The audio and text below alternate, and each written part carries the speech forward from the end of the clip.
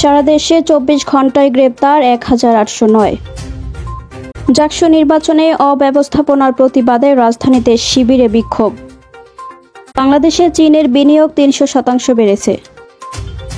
নেপালের অন্তর্বর্তীকালীন প্রধানমন্ত্রী সুশীলা কার্কি। মেসি নন, সর্বকালের সেরা ফুটবলার রোনালদো। আসসালামু আলাইকুম। বার্ড নিউজ 24-এ আপনাদের সবাইকে স্বাগত জানাচ্ছি। আমি নাইমা আক্তার কেয়া। এতক্ষণ দেখছিলেন সংবাদ শিরোনাম, এখন দেখবেন বিস্তারিত।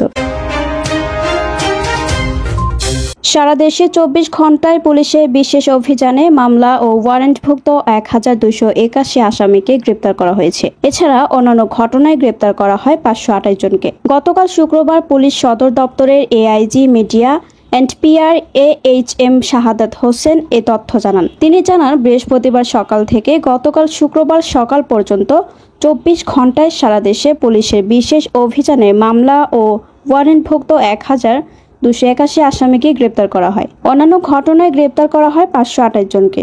সব মিলিয়ে গ্রেপ্তার করা হয়েছে 1809 জনকে।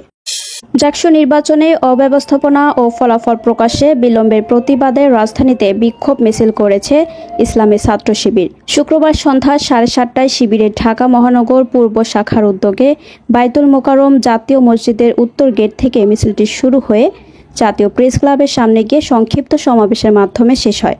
বিক্ষোভ মিছিলোত্তর সমাবেশে প্রধান অতিথির বক্তব্য রাখেন শিবিরের কেন্দ্রীয় দপ্তর সম্পাদক সিবগাতুল্লাহ। বাংলাদেশে চীনের বিনিয়োগ 300% বেড়েছে বলে জানিয়েছেন বাণিজ্য মন্ত্রণালয়ের উপদেষ্টা শেখ বশির উদ্দিন।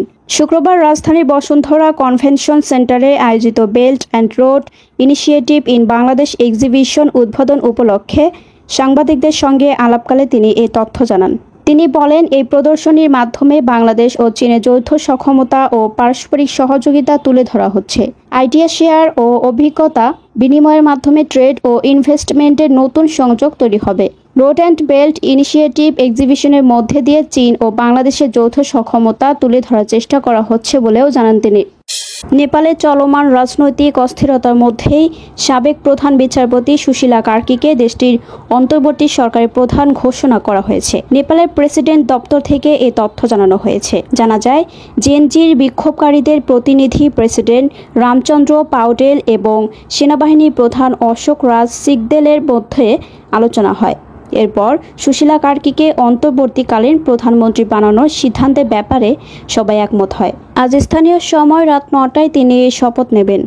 ক্রিস্টিয়ানো রোনালদোকে গোট বা সর্বকালের সেরা খেলোয়াড়ের বিশেষ পুরস্কার দিয়েছে পর্তুগিজ লীগ। নিজের দেশ থেকে এর স্বীকৃতি পেয়ে ভীষণ গর্বিত এই তারকা। 5 বারের Ballon D or Joyee Ronaldo 2 দশকেরও বেশি সময় ধরে ইউরোপের সেরা ক্লাব ফুটবল খেলেছেন। ম্যানচেস্টার ইউনাইটেড, রিয়াল মাদ্রিদ ও জুভেন্টাসের হয়ে লিগ শিরোপা জিতেছেন।